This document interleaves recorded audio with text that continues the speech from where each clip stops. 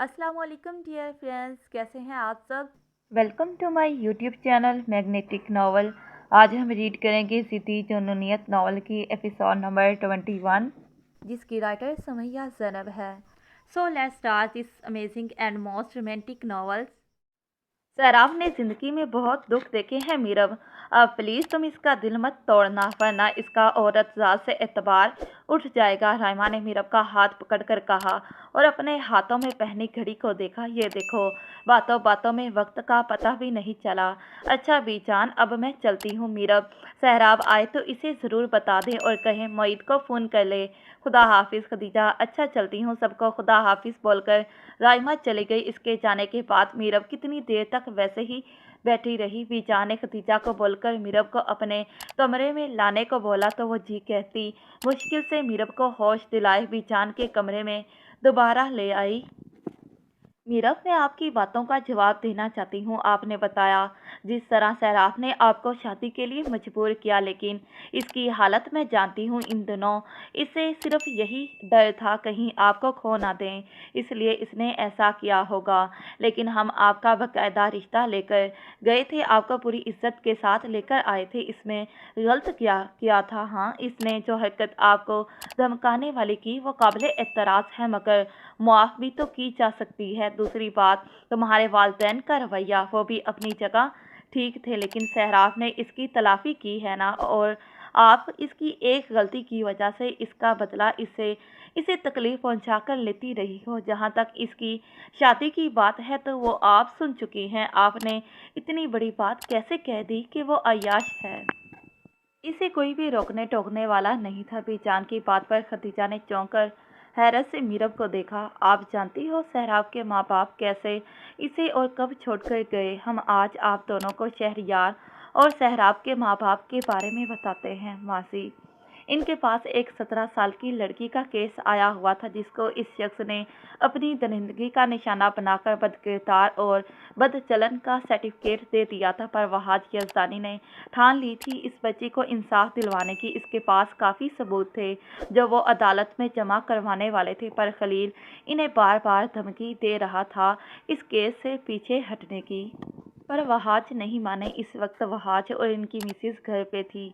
इस दरिंदे ने और इसके कुछ आदमियों ने पहले चौकीदार को बेरहमी से पीटा, फिर अंदर आए तो वहाँ वहाज और इनकी मिसिस एलईडी पे कोई शो देख रहे थे। इस सफाक इंसान के आदमियों ने पीछे से वार करके वहाज के सर में डंडा मारा, जो इस अचानक हमले के लिए तैयार नहीं थे, जिससे इनका सर घूम गया और इनकी मिसिस की चीख बुलंद हुई। कौन हो तुम लोग? यहाँ क्या कर रहे हो? इसने पीछे मुड़कर देखा तो वो दरिंदा सिर्फ इंसान और इसके कुछ आदमी खड़े थे। डीएसपी ने जब देखा तो पहचानने में देर न लगी। इस शख्स ने इसको समझने का मौका दिए बिना एक पंच इसके चेहरे पे दे मारा, जिससे वो सोफे से नीचे जा गिरे और इनकी मिसिस को बालों से पकड़कर घसीटा।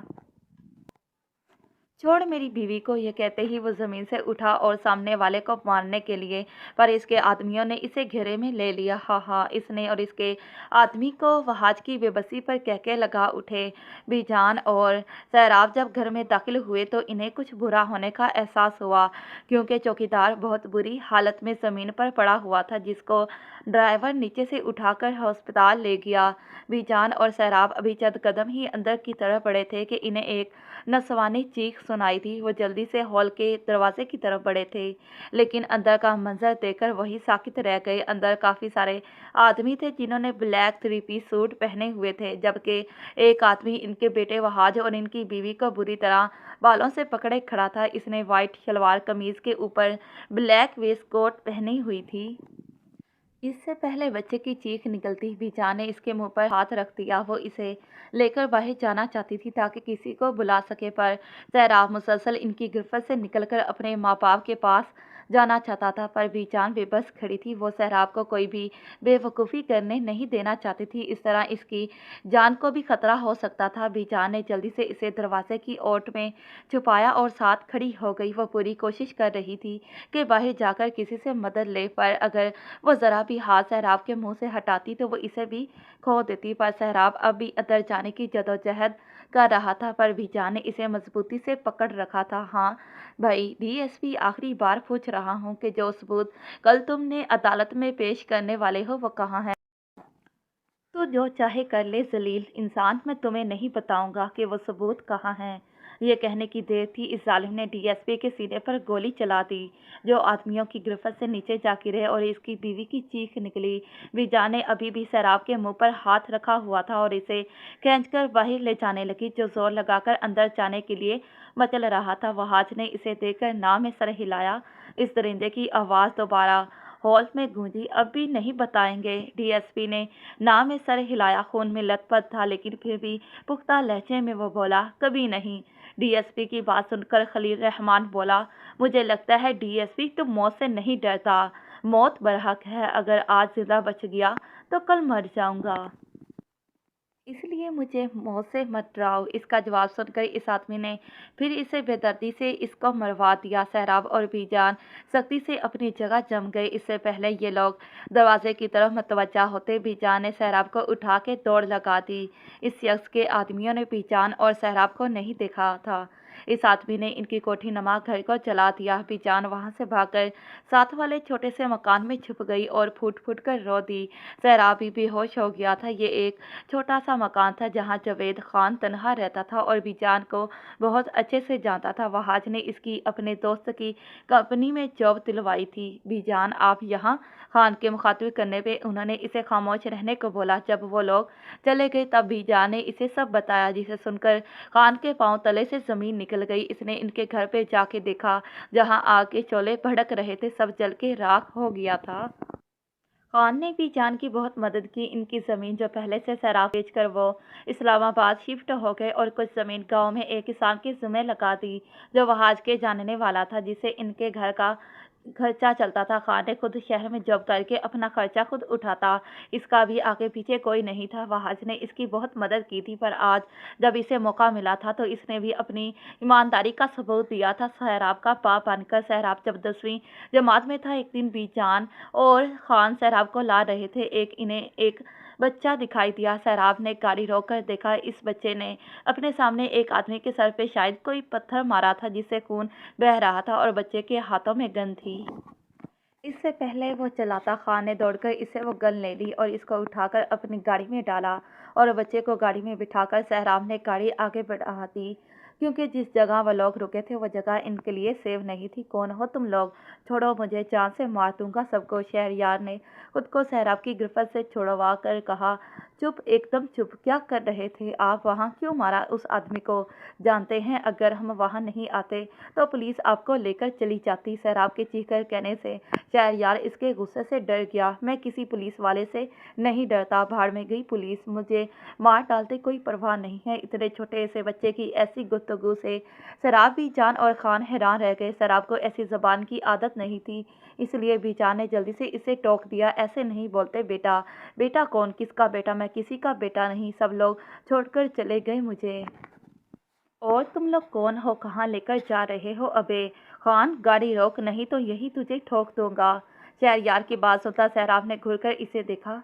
तमीज से बात करो, ये हमारे खान बाबा हैं। हम कभी बर्दाश्त नहीं करेंगे कि कोई इनसे ऐसे बात करे। छोड़ो बेटा, मैं इससे बात कर लूँगा।